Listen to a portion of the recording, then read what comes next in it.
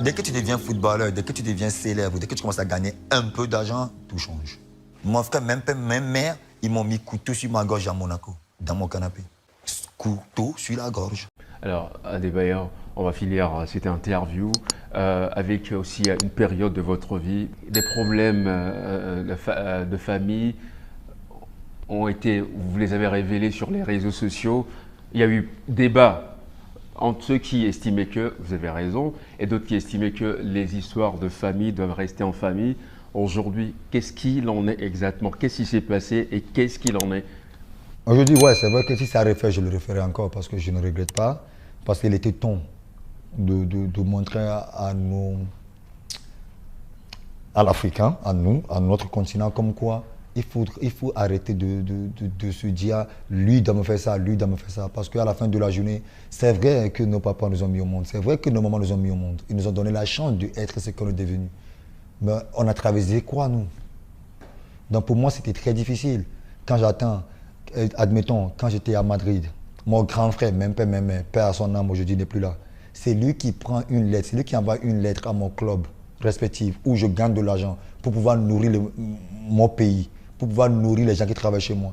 Lui, il envoie une lettre officielle de la part de famille d'Adebayor en disant de ne pas me garder, de résilier mon contrat.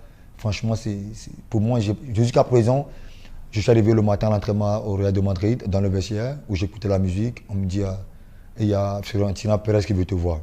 Le président. Le président du club. C'est bizarre ça. Bon, je monte en haut, il me montre la lettre. Je voulais parler, mais je n'ai pas pu parler. Tout ce que j'ai vu, c'est l'âme qui coulait. Parce que je me suis dit, si mon frère, même père, même mère, on dit le sang est plus fort que l'eau, ça c'est vrai. Mais si mon frère, même père, même mère me fait ça, c'est que je suis en danger. Donc c'était très difficile. Et après ça, je me suis dit, bon, écoute, c'est l'histoire de la famille, ils ne sont pas contents de toi, mais ça peut arriver. Ça peut arriver. Bon, j'ai oublié l'affaire. 2-3 ans après, ma mère va faire des interviews à Accra, comme quoi je l'ai chassé de la maison. Comment un individu peut chasser sa maman de sa maison alors que j'ai construit 3 maisons pour 3 amis à moi? Donc ça, c'est quelque chose que je ne peux pas faire. C'est quasi impossible de dire que j'ai chassé ma maman de ma maison. Pourquoi faire? Pour qu'elle aille où? Et depuis le jour-là, j'étais en colère contre la famille. Parce qu'à la fin, je me suis rendu compte que ma famille voulait vraiment que je tombe. Parce qu'à chaque fois, quand il y a un problème familial, quand ma mère m'appelle pour me demander quelque chose, ou mon frère m'appelle pour me demander quelque chose, quand je dis demain ou après-demain, ce qui sortait de leur bouche, c'est qu'on m'appelait les journalistes. Je fais, mais ce n'est pas les journalistes qui m'ont fabriqué. Arrêtez de me menacer avec l'histoire des journalistes. Combien de journalistes ont construit des maisons pour leur maman? J'en sais rien. Combien de journalistes ont acheté des voitures pour leurs soeurs et frères? J'en sais rien. Aujourd'hui, c'est vrai que j'ai tant de voitures, mais j'ai acheté des voitures pour tout le monde dans ma famille. J'ai construit une maison pour tout le monde dans ma famille. Donc, arrêtez de me menacer avec des journalistes parce que ce n'est pas eux qui m'ont fabriqué. Je me suis fabriqué tout seul. Si c'est vrai qu'il y a des gens alentour qui m'ont aidé, que je tiens même à remercier d'ailleurs dans la vie de tous les jours, Akoussa Camelio, mon premier entraîneur que j'ai connu. Annie Konakwe. Annie Konakwe, pour moi, c'est un père, il est toujours là pour moi, je suis toujours là pour lui, on s'entend très très bien. Mais c'est difficile pour... Mais aujourd'hui, c'est vrai que l'histoire est restée stable et je suis très content. Je pense que la famille est contente. Je les souhaite vraiment d'être contente parce que à la fin de la journée, ce qui est important, c'est qu'on vive heureux. Aujourd'hui, j'ai une fille et elle doit être contente. Et elle a un exemple qui est Adebayor, qui est son père.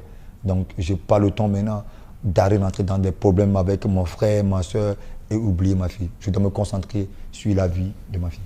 Alors, c'est la dernière question. Quelles étaient les raisons évoquées par la famille en envoyant la lettre au Real Madrid? Quelles étaient les raisons? La famille a dit que je m'occupe pas bien d'eux jusqu'au point où ma famille m'a demandé de leur donner du salaire, pas moi.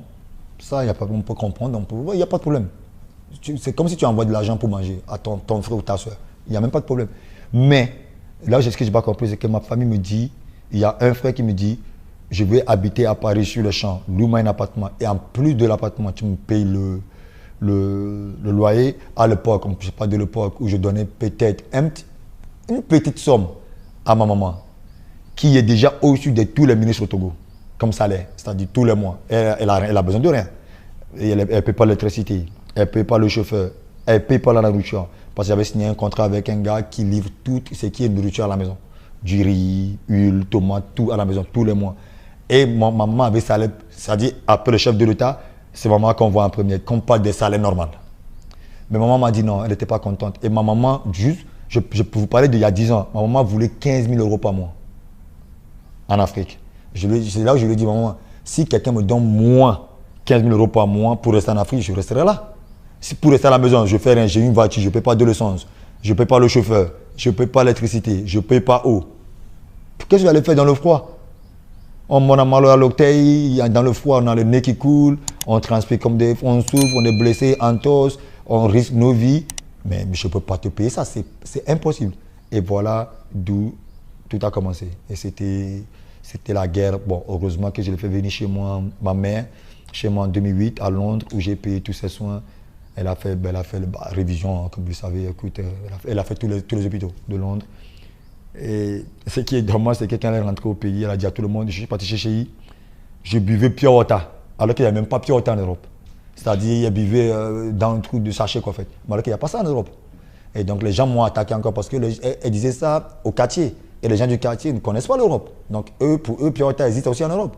Donc, tout le monde m'a attaqué. Mais bon, après, moi, c'est ma maman. Je n'ai pas dit que ma maman donne des fausses informations. Je dis, ouais, mais peut-être qu'on avait que ça à la maison pour défendre encore la cause de ma maman. Mais jusqu'au point où maman va, où mes parents, où ma famille va à la radio.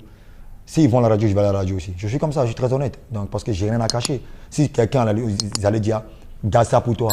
Non. Ils m'ont attaqué à la radio, mais on va conclure ça à la radio. Donc, c'est ce qu'on a fait. Aujourd'hui, tout le monde est content. Je pense que ma maman, où elle est contente. Moi, je suis content, tant mieux.